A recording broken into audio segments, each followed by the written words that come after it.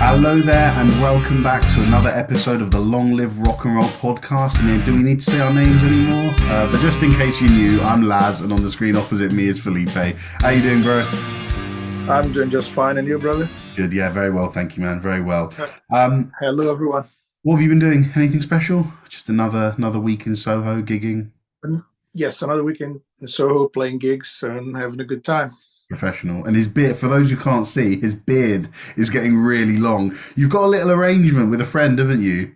Yeah, exactly. Andy, who plays guitar in my band, well, apparently we were not, let's say, completely sober, and we agreed to go full on ZZ Top.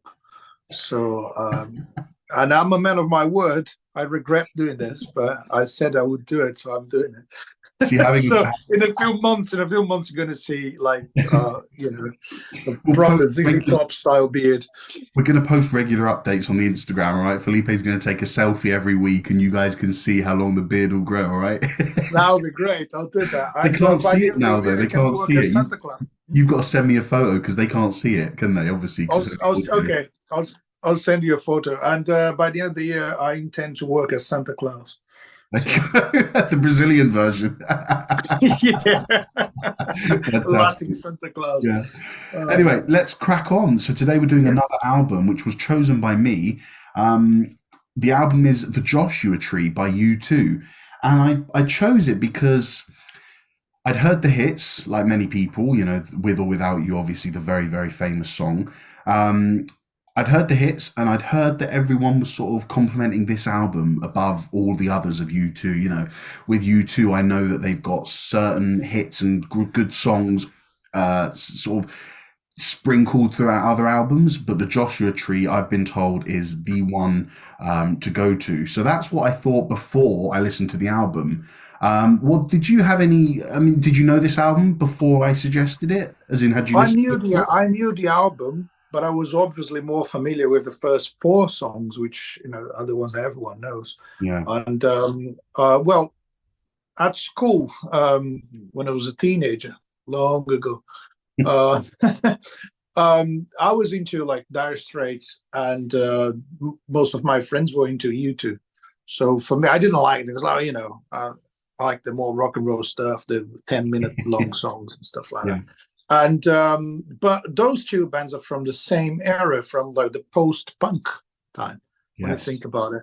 And so I was familiar with U2's most famous albums, because we would like swap CDs around, listen to this and listen to that. And I listened to a couple of that stuff back in the day, and obviously they were always on MTV, and everyone knows all the hits. And I think they are kind of mandatory, in terms of you need to know something about U2 if you're into rock or pop music, and they are right there in their gray area between rock and pop. I consider them much more like a pop band, and not in a bad way. Me too. Yeah, no, I agree. But they have some elements of rock and roll, and I think you made a good choice for this album, because this would be, or out of the early stuff they've done, maybe the most rock kind of vibe, probably. Is that true? Because I don't know much other stuff. I know a song that was on the War album that I loved called "The Sweetest Thing." Beautiful Day from a later album was always the opening music for the match of the day, the football highlights. They did Vertigo, but that must have been about 10 years ago now. So they've had these hits, even from recent and early albums that everyone knows. But as a complete album, this is the one, isn't it, that aligns itself most with rock? Yes, and they sound pretty much like a band. They've done a few albums by this time. Yeah, and they knew which the direction they were going to. They really knew what they were doing here, in my opinion. No, and you're absolutely right. They actually wanted to do that. They said that they wanted to take the atmospheric, ambient, very texturally heavy music that they were doing in their previous album, The Unforgettable Fire. They wanted to keep that sort of the essence of that out of that music, but make it more hard hitting. And I think they mean rock in terms of hard hitting, and they do hit it here, don't they? It is a hard hitting album.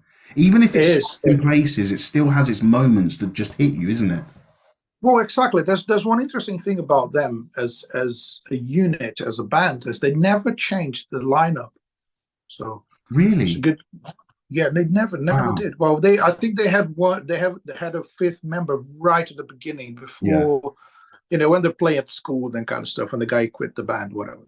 So they actually never had a lineup change at all. It was the same four guys since early days in school until or university. I don't know where they met, and they started playing together and writing songs, and they write songs together. Here's the thing for the critics of U2 that say they're not like a proper rock band. They have something in that it's becoming rare in modern music. When you go and pre-produce an album, there's loads of people do their guide tracks.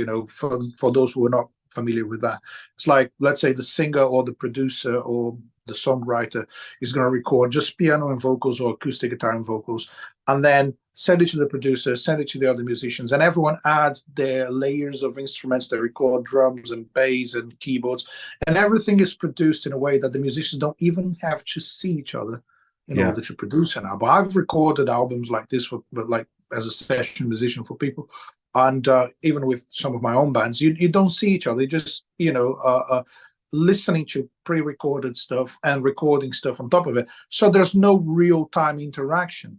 And Mm, U2, they're famous for getting into a studio as a four-piece and jamming until they get a riff or a groove or yeah. something that resembles the core of what can be a song. So they do it in a very old school way. I think they still do it like that. Well, So which is great. that would really explain. I mean, we'll do the normal thing. I'll do it now. The album information, the album name, The Joshua Tree. Artist U2. Released 9th of March 1987. Length is 50 minutes, and the genre is sort of rock slash pop. And it was produced by Brian Eno of Roxy Music and Daniel Lanois, who coincidentally both of them produced the previous U2 album. But the reason that I came to this information is because the recording process lasted from January 1986 to January 1987. One Oh whole wow. year of writing, prep, recording, producing, layering, everything. And it kind of, when I first saw that, I thought, wow. Like, I mean, myself and my wife on our heavy metal channel, we just did um, a progressive metal album, but by a band called Opeth that have loads of like 12-minute songs.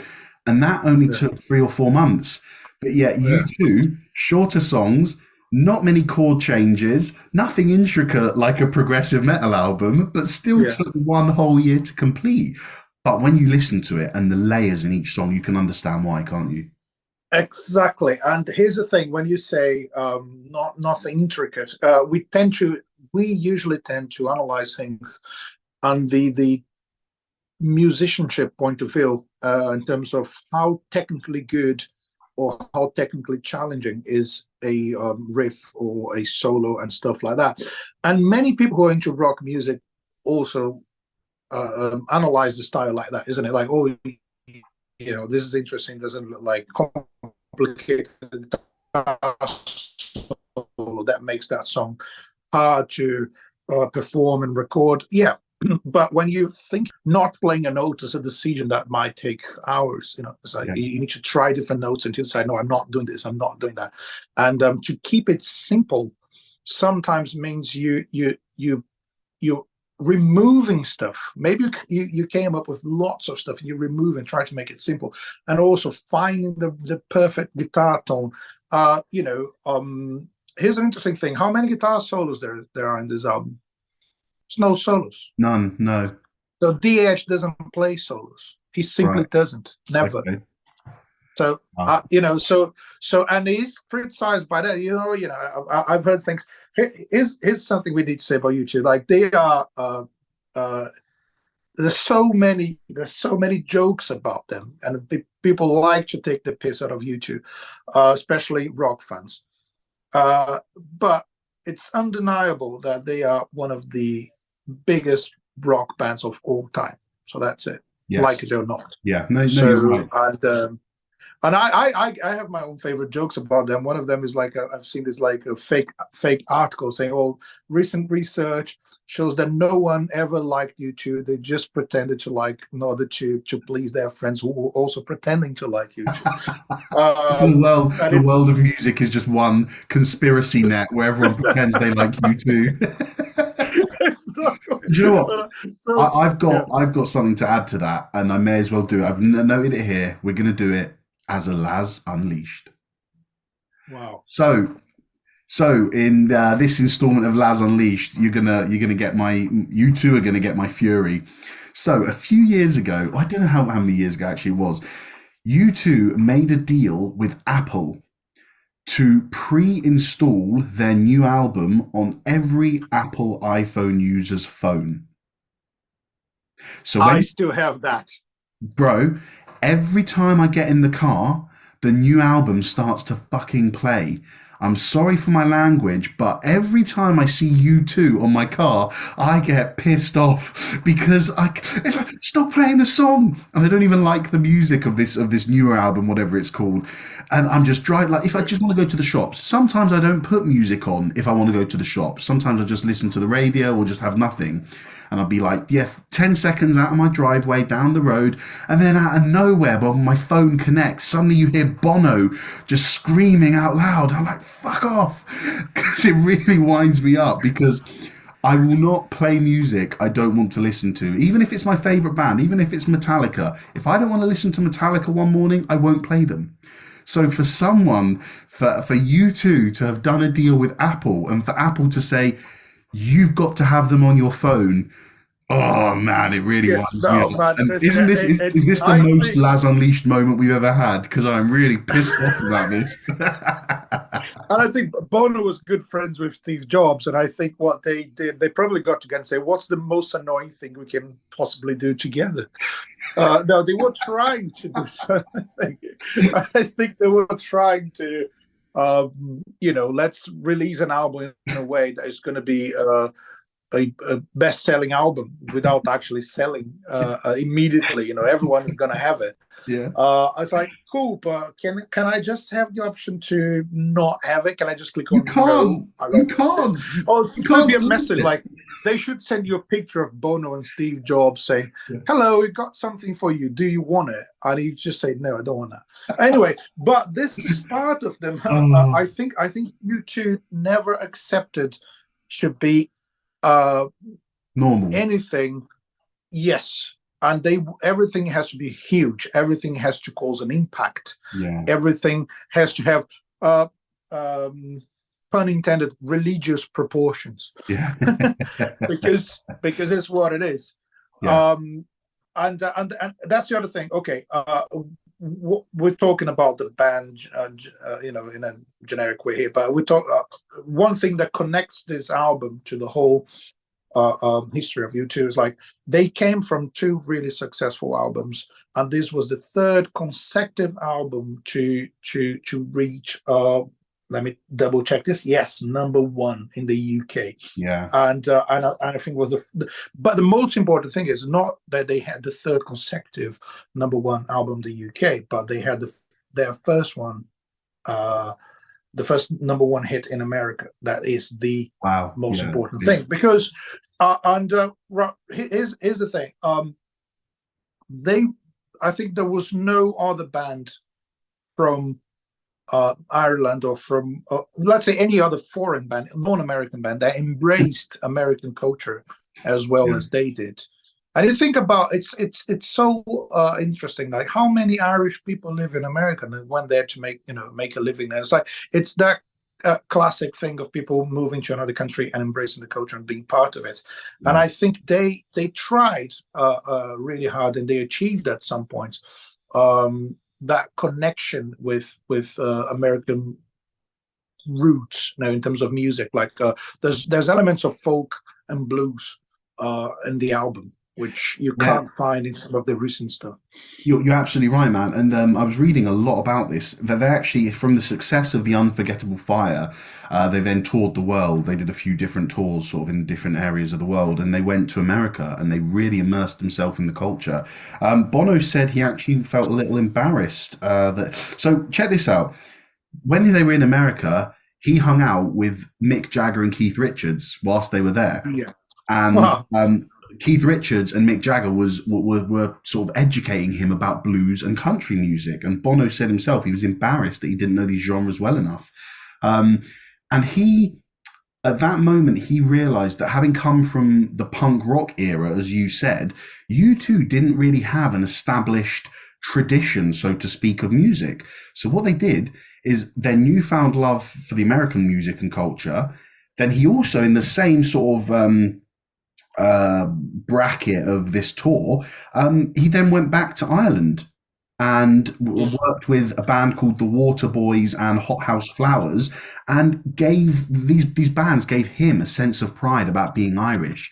So for this album, you can quite, I wouldn't say overly obviously, but you can hear the Irish and the American influence in this music, can't you? Yeah. Exactly. You can hear it. It's there, and it's Yeah. there, and it's interesting because when you think about Irish and traditional American music, the one thing that they lack is proper use of technology. Because we're talking about really, really old, traditional music that folk music and in Ireland and That's a folk really good folk point, music. bro. That's Yeah, a really what good it is, point. you're Yeah. talking about percussion, acoustic guitars, harmonicas. Yeah. So basic instrumentation, and it's about the lyrics and how you deliver that. And there's no, and U2, they were so good in that transition in terms of, okay, how do we apply modern music technology to this? Mm. And some of this stuff in the album still sounds very modern, like the guitar tones, and it's It's 1987 for yeah. fuck's sake. And as you listen to it now, and those guitar tones, like there's an interesting thing. I've sent you these links about a documentary called "It Might Get Loud" with this Jack White, Jimmy Page, and The Edge, discussing the history of guitar and their influences of guitar players. Is about like it's like three mates talking about guitars, Yeah. which I get to see every week at the jam sessions. Anyway, so those guys, so it's basically that, people, three like generations of guitar players talking about guitars. And there's one, and it's going to be available in the links, isn't it? We always put the links in the Yeah, yeah, yeah. description We'll of put what all it the is. YouTube And links there.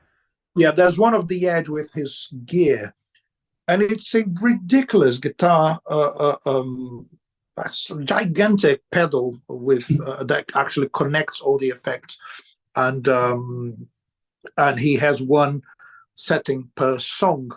And although he uses like certain effects that are pretty much the same, he has a different configuration, like a very specific thing per song on the tour. Yeah. And then he plays a couple of chords on the guitar, says that's it. And you look at it, that's like, okay. Well, then you can see it's just like normal folk guitar strumming. Yeah. And Yeah. when he adds the effects, it's like a keyboard and an electric guitar at the same time, and Yeah. he got all those layers. So he is sometimes criticized by that because he's not a great guitar player. He's a pedal player, not a guitar player. He's just doing the effects. Well, I think the best definition for The Edge is he's a sound designer.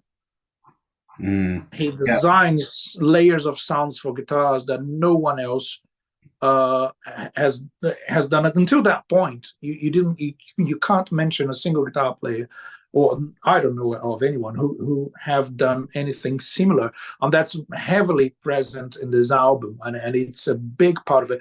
The very first song, "Where the Streets Have No Name," and still haven't found what I'm looking for. All those songs, they rely so much on the guitar tone and effects to actually be the foundation of the riff, isn't it? The That's right. effects as important as the notes he's playing. Yeah, no, definitely. And like you said, I have also obviously seen the criticism of him for those reasons. But if the technology is available to you and you can, and this is what you want to sound like, then why the hell not go for it? But you're right. The first two songs. What other ones you got? In God's Country. the Exit, those songs, they all have a foundation mainly based on rhythm. You think about, the 16th note chug on, is it Streets Have No Name? Where I wanna run, I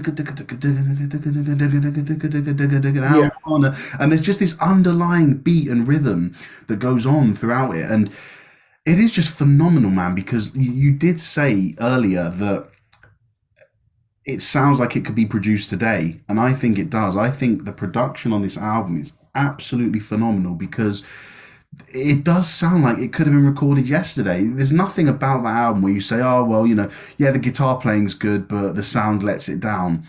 It's like an also oral world in your head. If you put your headphones on, close your eyes, you're just transported to this world of atmosphere and ambience and minimalism and guitar tones and delay and reverb and chorus and everything's going on. It is just phenomenal.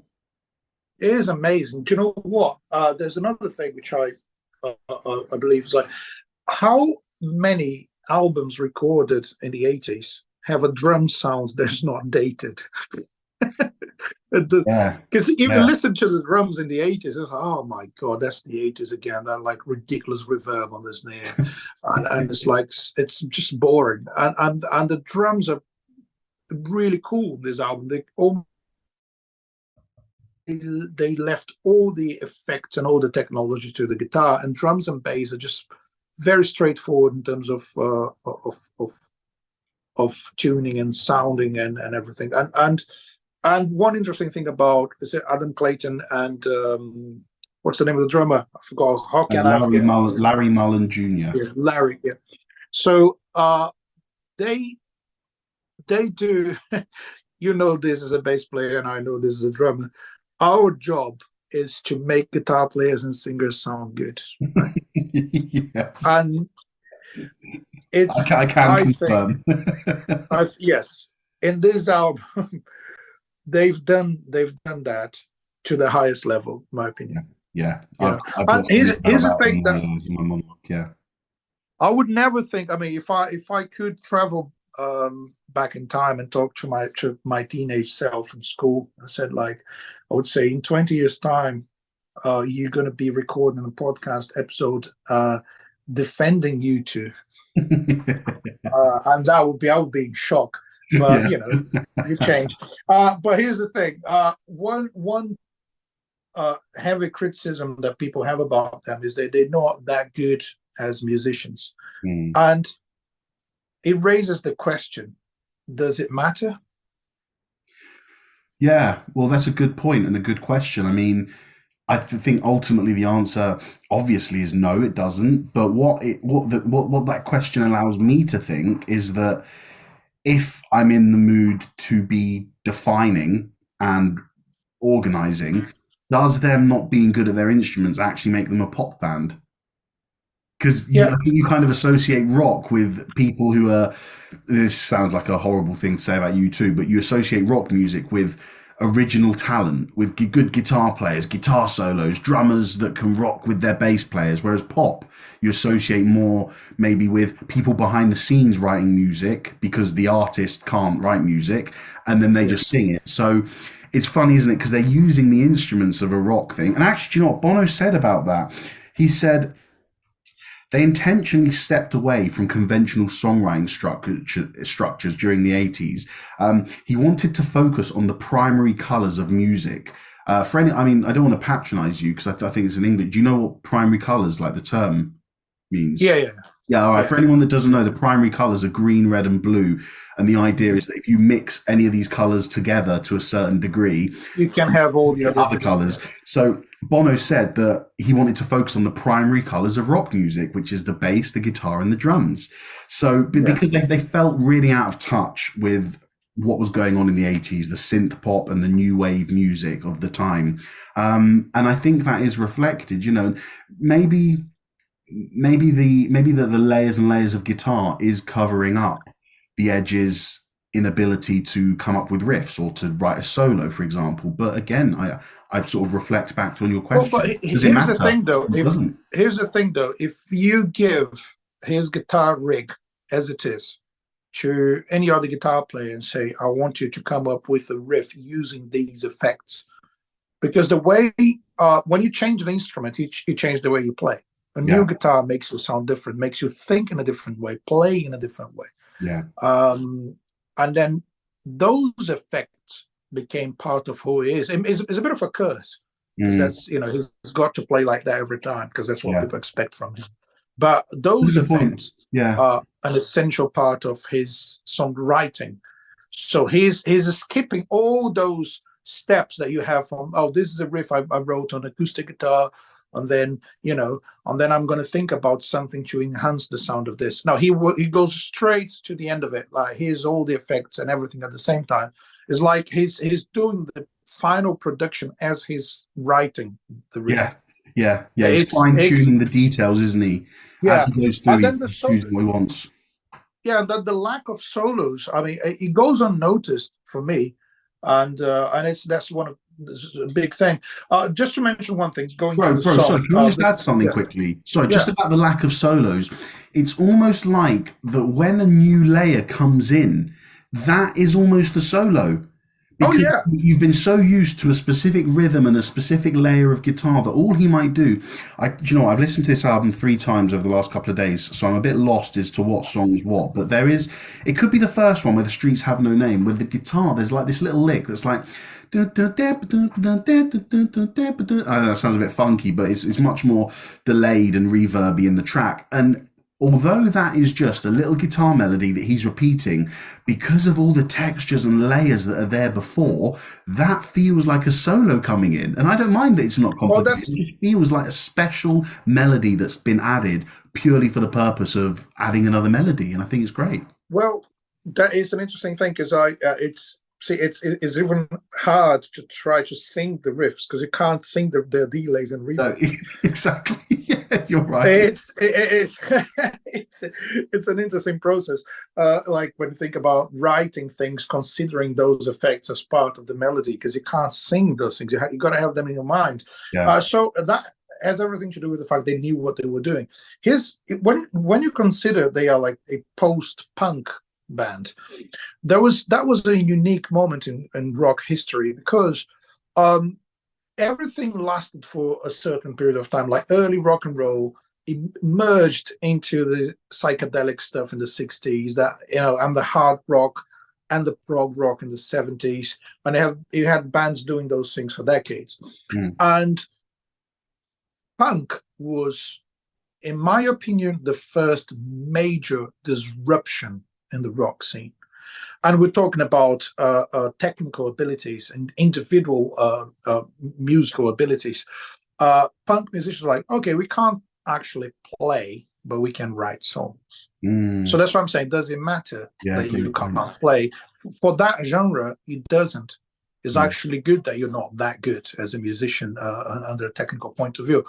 And those guys are the first punk musicians, first punk bands. That's it. We're gonna break the system. We're gonna turn it upside down, do something completely different. So U2 came out of that scene. So they started when that was dying, and they were like, because then, yeah, after this major disruption, what do you come up with? You can't do the same thing. Yeah. You can't just like, oh, look at me, I can't play, but I can write songs. So I think they were really important in the construction of what rock music could be and how it could still be popular and playing the radios. Bono had an interesting point about With or Without You being a song that had loads of radio play because he said in terms of textures and sounds and the whole context and even the lyrics not being very direct, not very obvious, he said it was an interesting breakthrough, and it was actually good that you had a rock band playing pop music and getting loads of radio play, and I think that is actually remarkable. It's not my favorite song, by the way. I don't think it's one of their greatest songs.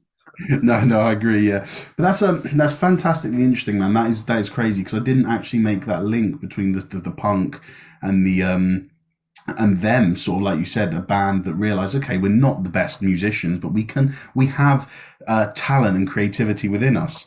Um, Yeah, Talking of talent, I mean, Bono, for all of his flaws, and all of his issues. And I don't mind the guy. He's a little annoying at times, but for all of them, he can write bloody good lyrics, can't he? He can, and the delivery as well. So here's an interesting thing about the.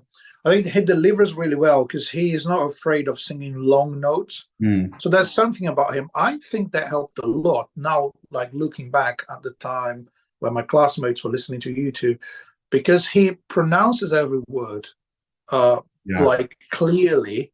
So I couldn't tell. I mean, maybe my experience talking to most Irish people that I'm meeting pubs and everyone had a pint or two. I don't understand half of what they say, and joking. No offense to the Irish. So basically, it's interesting how he made uh, I think he wanted to be clear in every single verse, in every single line of every single song, clear with the pronunciation, clear with the like singing long notes and make sure you can understand what he's saying. But the lyrics are not that simple and straightforward. He said he writes some blood bloody good lyrics, and I'll say what I think about that. He touches two subjects that I'm not a big fan of in music, and I'll tell you what it is: religion and politics. And why I'm not a big fan, because that might even surprise you, because I'm a big fan of talking about these things. I Mm. love talking about religion and politics, and I read loads and loads about it. And I think they're great topics when you have someone right in front of you and they can be debated. So I will say something to you, and you say, well, maybe I don't agree with that. I think this could be the other way around. And then you can reply. When you have a microphone and gigantic speakers, and you just throw your religious and political opinions over like on everyone's faces, and they don't have a microphone to talk back to you. Yeah. It's a bit like, well, yeah, cool, good for you that you have a strong opinion about stuff, but no one can actually fight back in the context of a rock stadium Yeah. gig. Because okay, not everyone needs to be aware of the motivation behind the lyrics, and they come to the gig, they want to have a good time, and then you go there and throw your politics on them, and they're like, "Oh, all right, how it's can I have the microphone, please?" No, you can't. So it's so I'm not a big fan. I believe and bands like the Foo Fighters and Kiss, they were really clear about this. We don't want to talk politics. We want people to come to the gig and forget about politics and religion and everything and just have a good time. But what I'm saying is I'm giving Bono a big compliment on this because he touches those subjects. I don't know about the gigs. I don't know how far he goes in terms of talking because I've never been to their gigs and I haven't watched many of their live shows. But in terms of how the way he writes the lyrics, that's what I believe. It's very rock and roll, which is um, here's my opinion in a poetic way, and you Yeah. have to decipher it if you want to, and you can make it your own if you interpret my lyrics in a different way. Yeah, he almost tells his own story, doesn't he, with each song and sort of manipulates it to a way that gets his point of view across. But yeah, like you said, yeah, yeah, very good point. Um, the lyrics, the funny thing is that they cover quite a broad range of sort of subjects within a bigger thematic idea, Yeah. which is that it is America. America was the theme of this album. Bono quite heavily pushed it onto the other band, but he felt very strongly because the working title for this album was actually called Two Americas before it was called the Oh, Joshua Tree. And that's because he went when they toured America, as I mentioned earlier, he felt like he saw two sides. He saw the history, he saw the culture, he saw the music, and then on the other side, he saw the politics, which he really, really disliked. At that time, you had the Reagan presidency going on. What else was there? There was something else. Oh, yeah, and he wasn't happy with the foreign policy the of foreign policies, yeah. that America was implementing in Central America. And in particular, a couple of these songs reference the civil war in El Salvador. The last song, Mothers of the Disappeared, is about the mothers of the rebels in that civil war who went missing. Um, And what's the Yeah, so the thing is, I have an interesting point about it. The mothers of the Plaza de Mayo, I think it started in Argentina. It does say the group still active in Argentina and Chile, and comadres from El Salvador. So those were mothers of people who disappeared or were kidnapped or assassinated. Or well, you don't use assassination for people who are not important, isn't it? Yeah, Weird, not important. yeah. People are important. It's like it's funny, but people who were murdered by government action, right? And specifically America's action in those countries. So what you have is like common people. That's it. People who are classified as not important, so no one cares about them. Is that it? So or politicians don't care about them, and then Yeah. you have those the mothers of Plaza de Mayo. Because I'm South American, I've seen loads of photos of that, and it was in the news. It's still probably talked about, and it's like those people are still there saying, "So what happened to our kids?" Still, yeah. And and that is well, that is obviously very, very political song, but he doesn't go straight to your face and say America was wrong because they did that. It's like, well, wait a minute, he's talking about the pain of those people. Mm. They lost someone, they don't know what happened to that person, and that was a really evil influence by a big institution, which is the American government in Yeah, that. So but I just want to say one interesting thing. of course. The fact that he shows his love for American folk music and That's what I was going to say. Yeah. yeah. On Sorry. the other hand, he shows his hate for the political actions. That for me is a really beautiful differentiation of what is a country and a culture and its people, and what is the government and the politics of a country. Absolutely, man. Yeah, I completely agree. I've got that written somewhere. I think it's probably in my monologue at the end. But that's what fascinated me is that, there is such a heavy imagery with this desert. You can see on the front cover the desert they're in. That's just a typical American desert. And they were fascinated by this imagery. Listen to what Adam Clayton said about the desert.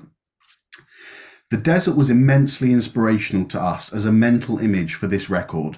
Most people would take the desert on face value and think it's some kind of barren place, which of course is true. But in the right frame of mind, it's also a very positive image because you can actually do something with a blank canvas, which is effectively what the desert is. And what that says to me is that you can look at an American desert and you can choose to see the controversial political topics that the American government have been responsible for, or you can see everything that is good about America, the culture, the people, the history, the music. And bro, isn't this just a slight off-topic thing? Isn't this crazy that 2 weeks ago we spoke about Breakfast in America about by Supertramp, and it's kind of the same thing, isn't it?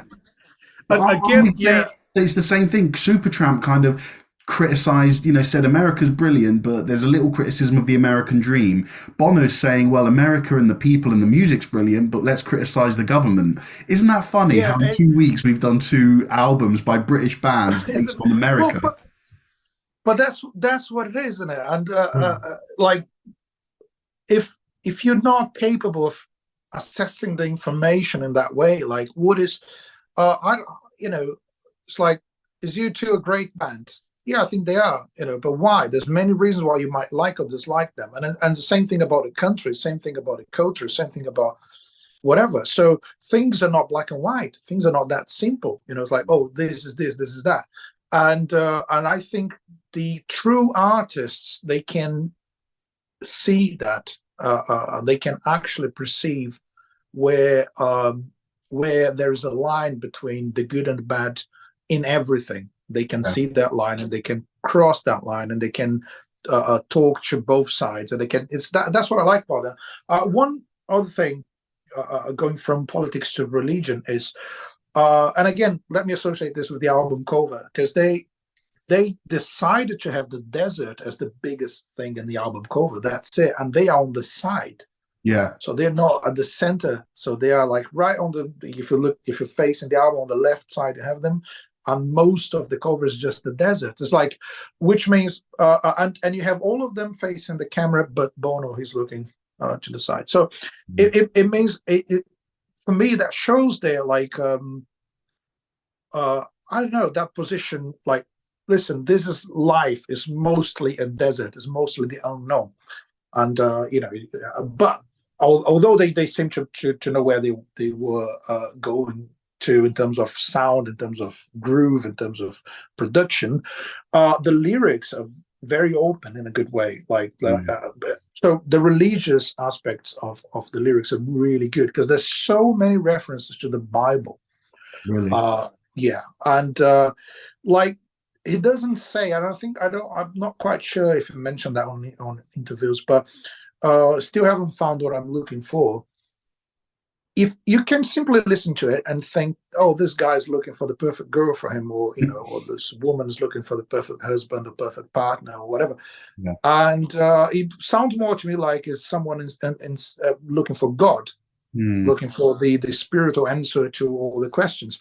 So the good thing about them, so I usually say that U2 are the most successful gospel band in the world, uh, because they are, well, so yeah. many of their songs are about God and religion, but they didn't get into that thing of, so okay, we're a gospel band, we're going to talk about God, and Yeah. then, because then you would be stuck in that trap, which is like, well, you need to talk about those principles that every religion follows, whatever. You can't question. You just need to accept and preach. So they're Yeah. not actually preaching. They're like, well, I'm still looking for. I don't know. I haven't found my God, Well, but I'm looking for. I think there's a really a great point you mentioned about the gospel because it can also be said about his vocals. I mean, if you think the tracks "Streets Have No Name," "Haven't Found What I'm Looking For," "With or Without You," what was the other one? "Red Hill Mining Town," "In God's Country." These are like Bono is almost putting on a gospel vocal performance. You know the way he shouts, like it's preaching to someone. You know, at the end Yeah. of "With or Without You." Like he's you. It feels important to him. It feels Well, like he believes in what he's singing, or if he doesn't believe in it, that he's singing it for a good cause anyway. And I think throughout the album, you hear these gospel influences, not literal, not that he's singing in a way a gospel choir would, but just the emotion and the passion that he's putting through. exactly. Totally agree with that. And I think he sings like his life depends on it. Yeah, yeah, you're right. So, but for that reason, some people might dislike him. They think it's too dramatic or too whatever. But I like it. I think Yeah, I'm gonna. it's a it's one of the most recognizable voices in pop music history. Right, yeah. And You listen to sticking, his voice, you know it's him. yeah, yeah, no, you're right. And sticking with sort of the other, the other, oh, obviously gospel is a kind of an American sort of genre, if you like. And sticking with that Americanness, there are a few other American moments I sort of heard within the album. Um, Bullet the Blue Sky. Now, that's a great song. I think that's one of my favorites Oh, from the yeah. album. The bass and the drums just linking up and grooving for the whole song. It really reminded me of a song by Megadeth called Dawn Patrol. And as usual, guys, any song we mention as well as the album will be in a playlist, which is at the bottom of the show notes. Bullet the Blue Sky was kind of like some US garage punk rock that was in the late 60s. It's one riff, isn't it? It's one riff, the whole It's song, one yeah. riff. And it feels like, before heavy metal came along in the 70s, the US had this garage rock kind of thing going on, which was almost a blend of the punk, some bluesy elements, and hard rock and psychedelia. And I feel that this is what that is. Red Hill Mining Town, that he does his vocals in that, and it's funny that there's that documentary because there are moments where he sounds exactly like Jack White, and I will do my best to find an appropriate Jack White song to put in the playlist so you guys can hear. And then the only other parts I had to mention about the American stuff was Running to Stand Still. You've got the slide guitar at the beginning, and you've got the harmonica at the end with the slide guitar. Trip Through Your Yeah, Wires. a blues drum beat intro and an obvious blues harmonica intro as well. And it actually ends up feeling like a gospel song because a minute in, the organ takes charge. But I just love that, man, because you still don't feel like that you two have gone there, stuck a cowboy hat on, and said, "Well, let's make this album American." You know, they've stuck to their they've stuck to their principles, but they've just Yeah, thrown in, they've littered in little bits of America throughout, and I think that's fantastic. Is there anything and about it's the songs you and wanted to, any particular songs you well, want to discuss for any yeah, reason? I want to take him from that one because I like when they don't talk about them in That's order. great. So, "Trip Through Her Eyes," for all the music connoisseurs out there, that's it's a 12/8. Yeah, Is a 12/8 is a 12/8 vibe. Like it it's a is. blues, Yes, and for me communicates directly with American traditional music in that sense. And you have uh, the harmonica. I think that's the thing. They're not claiming to be specialists in American music. yeah, They are researching it. They're trying it out, and performing and associating that with technology. So that's great. One thing I want to mention in terms of the lyrics is that Red Hill Mining Town. That's the one they're talking about British politics, English yes, politics. That's yes. the only one. 1984, there was a the National Union of Mine Workers had a massive strike in order to preserve their jobs. So that shows that they wanted that to be a single. They opted for "Still Haven't Found What I'm Looking For" as the second single of the album. But that one is clearly them saying, okay, we still care about what happens close to home, Yes, yeah, England, we haven't forgotten about that. Ireland. Yeah, Yeah, they're not just, oh yeah, we're pretending to be these guys who live in America and don't care about the rest of the world. yeah, I think "In God's Country" is a phenomenal song. I really like the bass line on that one. And I think that's one they said, again, talking about their musicianship, they said they found it hard to record because they were not trained musicians. Well, that's a good accomplishment because they found a way to play and record it. And Bono said he didn't know originally if the song was about America or Ireland.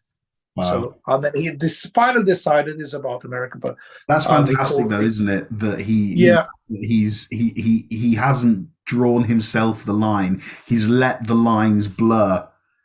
it's super cool. I want to mention one specific song that I recommend people to listen to, which That's is it. not one of the hits. Is a song "Exit." Uh, it's led by the bass, really Amazing. interesting stuff, and it's one of the most rock and roll moments in the album for me because it gets so it's almost heavy metal to me in the sense it gets darker and darker and more Yes, intense I've added as that. the The song progresses. dissonance. You get a turnaround where it goes from being pleasant to listen to actually quite dissonant to the ears.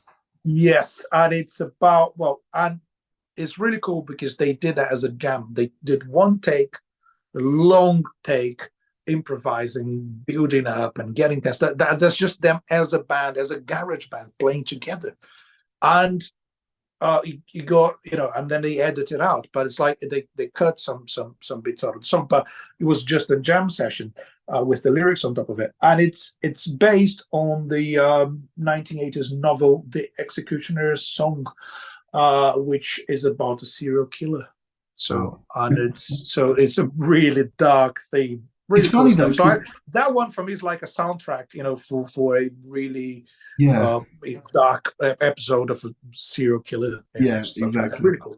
It's funny though, isn't it? Because I mean, thematically, it doesn't really seem to fit in. Although actually, that's not true because the writer of that book you're talking about was American. So Yeah, Bono just said that it wasn't just the politics he wanted to address in the music. It was the politics, the yeah. philosophy, the culture, and the literature as well. So that does fall under that bracket.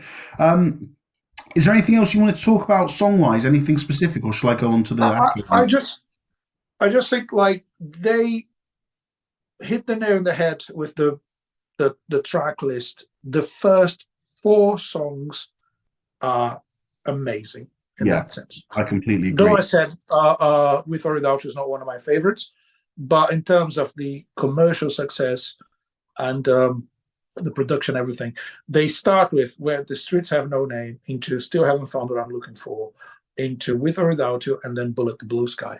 I One last thing I want to say: the clear connection between, for those who think they're not a rock band at all, listen to that version I've sent you last of Bullet the Yeah. Blue Sky by Sepultura. So, and We'll put I that. can say my proper Brazilian accent, Sepultura. There you go. Uh, Yeah. So I mean, I think that's a huge thing as well. You think if you look at artists that have covered With or Without You, I don't have a list of them in front of me, but I'd imagine they'd be pop artists. But for a heavy metal band like Sepultura to was my pronunciation good? that was good enough. Sepultura, yeah, there you go. For a heavy metal band like Sepultura to come to U2, a pop slash rock band, and to take a song. Sepultura are kind of political anyway, so I kind of see the link lyrically why Sepultura would want to cover Bullet the Blue Sky. But even so, for a heavy metal band to sort of stray so far from the confines of metal to pick a song that they liked, I thought that's a great achievement for U2. Um, what was I see accolades of the album, because this is a very successful album, so I'll just list off some stuff for you. With or Without You and I Still Haven't Found What I'm Looking For were U2's only number one singles in the US. The album topped the charts in over 20 countries. It won the Grammy for Best Album and Best Rock Performance in 1988. 25 million copies sold worldwide. The fastest selling album in British history, selling 235,000 copies in 1 week, and it went platinum within Oh, wow. 48 hours. Charted in the UK for 201 weeks, one of the longest charting albums in UK history. So this album, Felipe, does leave behind a legacy, doesn't it? It does. It does. And it's like the consolidation of a brand. They really needed that breakthrough. They needed to become that stadium band, and they achieved it This is with the this album that album. did it, isn't it? Yes, exactly. They were already touring America. But that album was like a huge international success, and that established the brand U2 as we know it until nowadays. And Mm. they've managed to keep it, which is an achievement in itself. It's really hard to stay on the top of the business in music. So They whoever, keep finding a way, though, don't they? yeah, they found a way to kind of recycle what they do, but also create different stuff. I think the last thing I want to say before, I know you have your monologue, right? You Yep. always do. Before you do that, the last thing I want to say about this album is um, it's really important in the sense that gives rock and pop music a direction after the punk era and after well, it's right at the end of the 80s. So where are we going from here? So, and I think they established that in a way, and they proved that you can be a four-piece band with no extra musicians on stage, and using the technology but playing mainly. So it's like they are there playing the parts they've written in the studio, write songs as a jam. So they had all those elements of a garage band. They've proved you can do all of that and be a stadium band. And Yeah. it's amazing. Yeah, I really respect them for that. That's a great point. And I just want to sort of not expand, just add one point to your point, which is that, what did you say about pop and rock? It does what to it? It gives a direction, isn't it? It gives Because a direction. after, Yeah, you're right. And what yeah, I want to add is that, as well as giving it a direction, it creates a bridge. It yeah, says this is how we can combine rock and pop together and still make a good yeah. product. But yeah, anyway. And people are going to hate us for that, but we don't care. Oh no, it's man, like whatever you think about Bono and or U2, music is music, and the thing that I'm concerned with most is how it sounds in my ears. And even if I'm happy to say that the everything else U2 have done is crap, that's not me saying that. That's that's just an example. This has to be given its credit, and I think I'm going to do that now with my monologue, because I think I've got a lot of good Okay, things to say. Here we go. looking forward to it. Here we go. I think as a musical accomplishment, the Joshua Tree is really something special. The guitars create so much atmosphere and can literally evoke any feeling or thought you can think of, or any feeling or thought U2 want you to think of.